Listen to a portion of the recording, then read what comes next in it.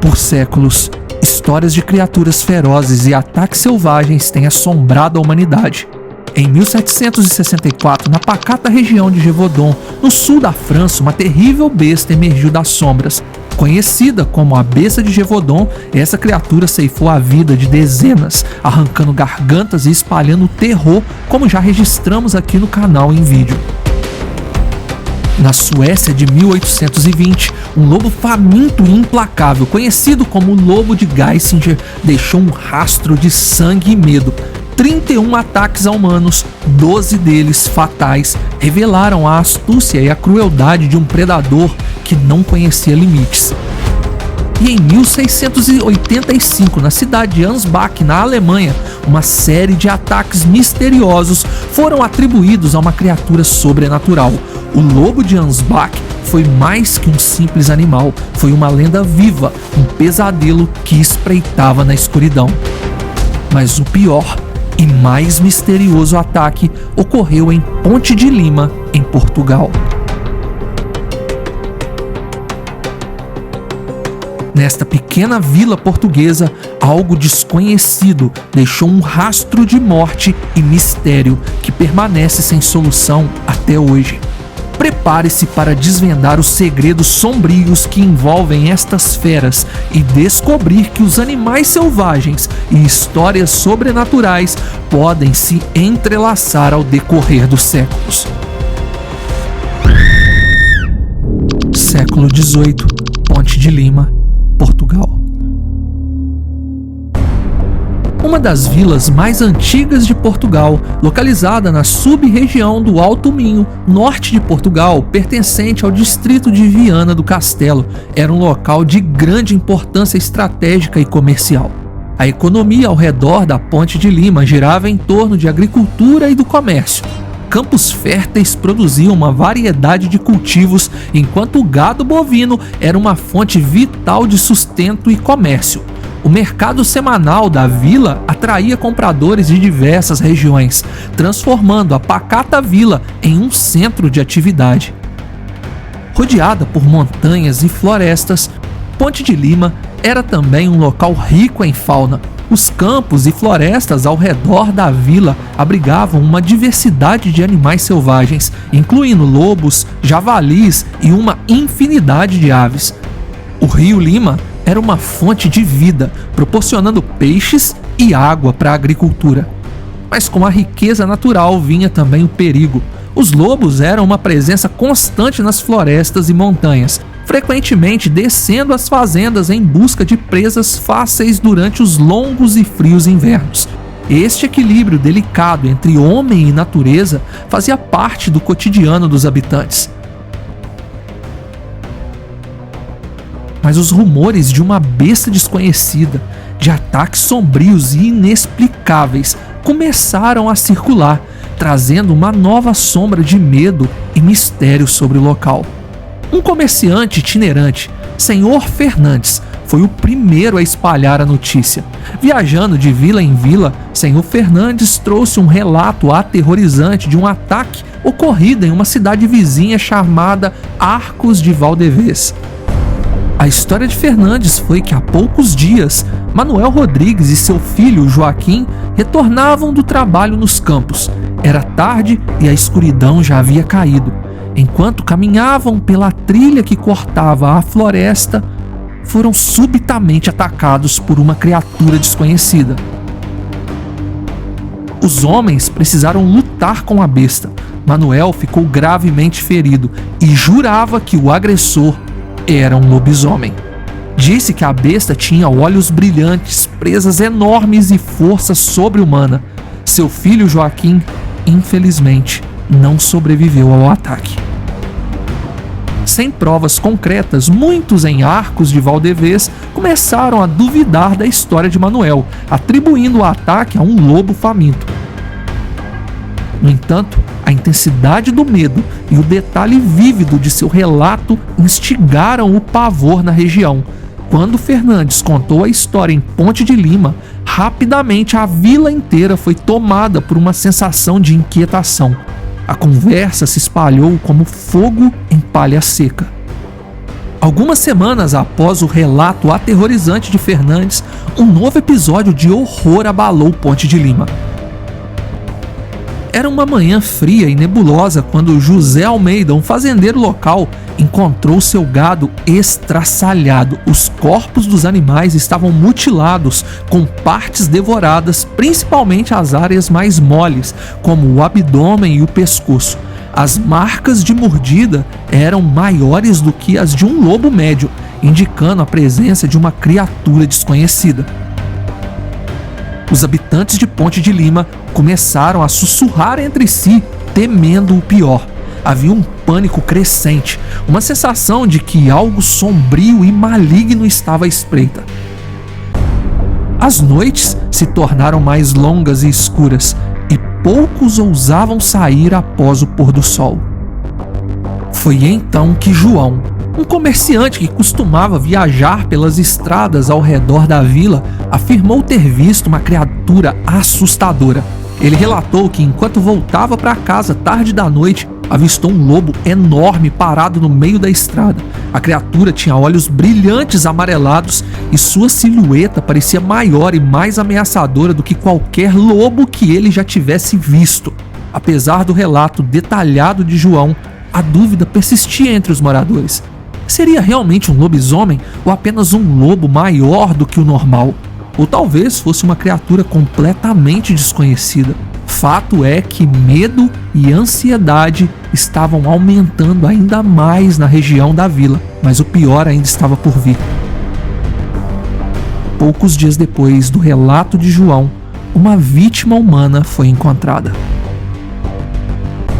Margarida, uma jovem de apenas 16 anos, não voltou para casa após uma visita à sua tia. Sua família, preocupada, organizou uma busca ao amanhecer. Encontraram-na na beira da floresta. Seu corpo ferido de maneira horrível, com mordidas profundas, denunciavam que um animal descontrolado estava à solta. O horror tomou conta da população de Ponte de Lima. As pessoas não podiam acreditar que algo tão terrível pudesse acontecer em uma pacata vila, todos se perguntando quem seria o próximo. As autoridades locais estavam em alerta máximo, mas não havia pistas concretas sobre a identidade da fera. A cada noite o pavor aumentava. As famílias trancavam suas portas e janelas enquanto buscas eram feitas nas matas próximas sem nenhum sucesso. Alcançou seu ápice quando mais 2 pessoas foram encontradas sem vida em circunstâncias igualmente horríveis. Pedro, um lavrador robusto, foi atacado enquanto voltava de seus campos, e Ana, uma mulher jovem, foi levada enquanto buscava lenha nos arredores de sua casa. Ambos os corpos apresentavam as mesmas mutilações brutais e marcas de mordidas que ninguém conseguia identificar qual animal teria feito aquilo. A frequência dos ataques deixaram claro que Ponte de Lima estava sob a ameaça de algo muito mais perigoso do que um simples lobo. Os rumores de um lobisomem se intensificaram e as descrições da criatura começaram a variar, de um animal sobrenatural a uma besta desconhecida que desafiava todas as explicações racionais. O medo se transformou em histeria.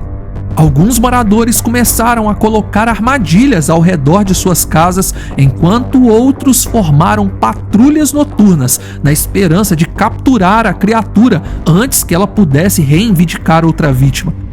Mas a cada noite, a sensação de impotência crescia e a sombra do terror se aprofundava. Enquanto a vila lutava para encontrar uma solução, a lenda da criatura de Ponte de Lima continuava a crescer.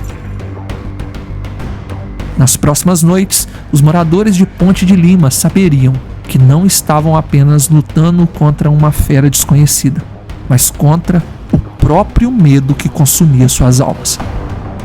E a verdadeira natureza da ameaça que enfrentavam estava prestes a ser revelada de uma maneira que ninguém poderia ter previsto. Os ataques em Ponte de Lima suscitaram diversas teorias e especulações sobre a identidade da fera que aterrorizava a vila. muitos começaram a investigar o comportamento dos lobos, tentando encontrar respostas para os horrores que haviam testemunhado. Lobos são conhecidos por sua inteligência e habilidades de caça em grupo. Geralmente evitam os humanos e preferem atacar presas mais fáceis e abundantes, como gado ou pequenos animais selvagens. Seus ataques são coordenados e eficientes, visando derrubar a presa rapidamente para minimizar o risco de ferimentos. Contudo, os ataques em Ponte de Lima apresentavam características que não correspondiam inteiramente ao comportamento típico dos lobos. As mutilações extremas, a aparente falta de medo da criatura em se aproximar dos humanos e a brutalidade dos ataques levantaram dúvidas sobre se realmente estavam lidando com um lobo. As marcas de mordidas eram maiores que as de um lobo médio, e o comportamento solitário da criatura sugeria algo muito mais perigoso e desconhecido. A comunidade estava dividida entre aqueles que acreditavam na existência de um lobisomem e os que pensavam que era um lobo anormal ou algum outro animal exótico.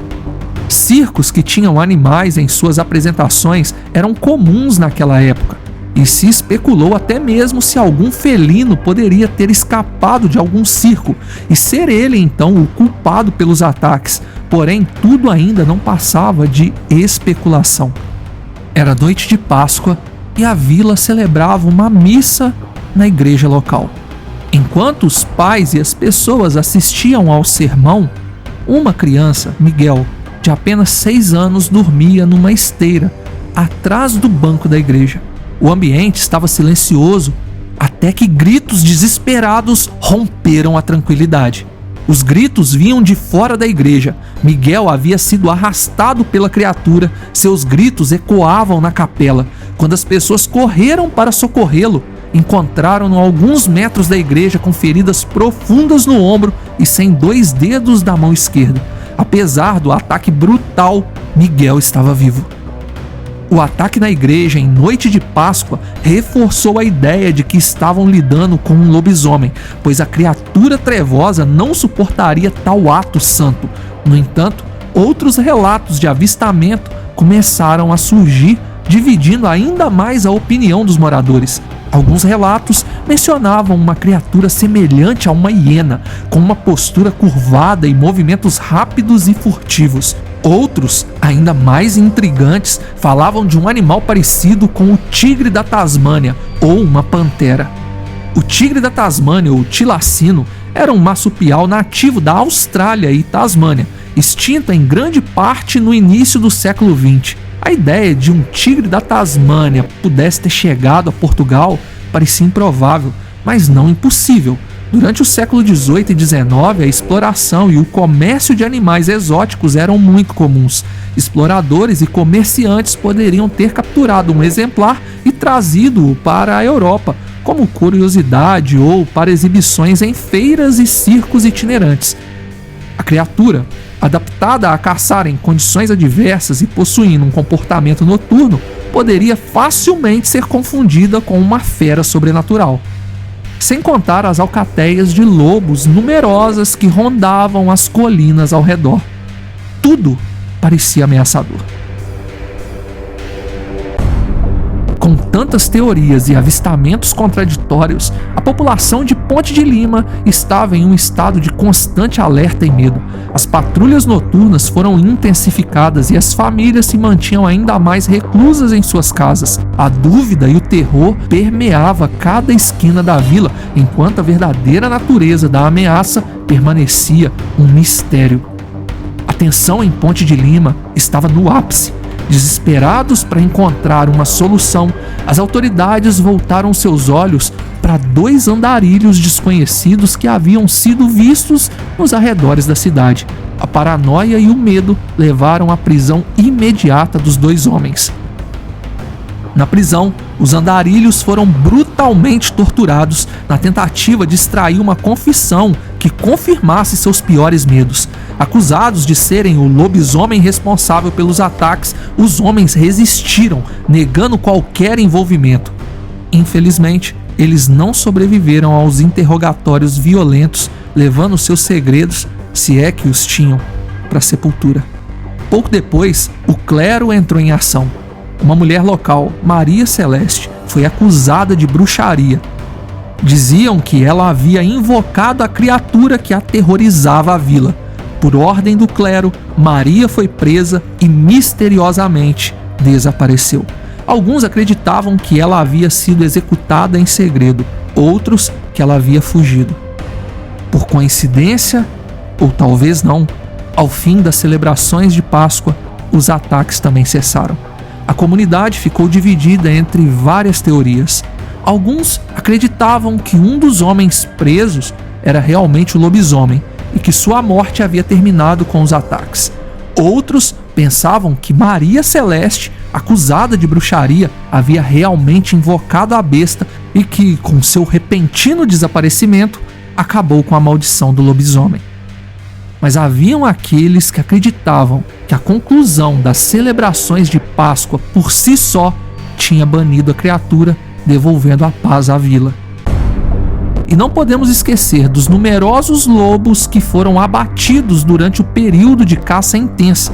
Poderia ser que o verdadeiro culpado tivesse sido um animal excepcionalmente grande e esperto que finalmente encontrou seu fim nas mãos dos caçadores locais.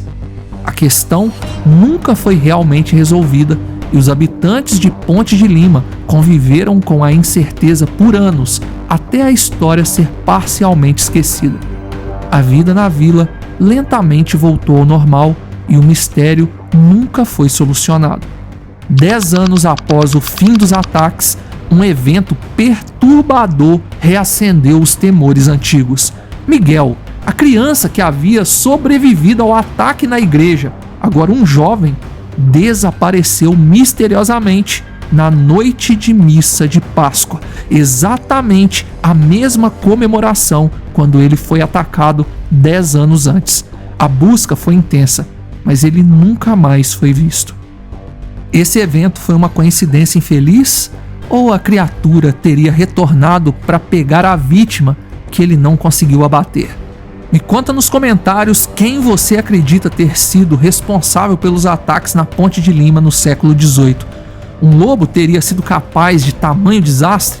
Um animal exótico ou um felino que fugiu de algum circo poderia ter rondado a região? Ou o sobrenatural realmente existe?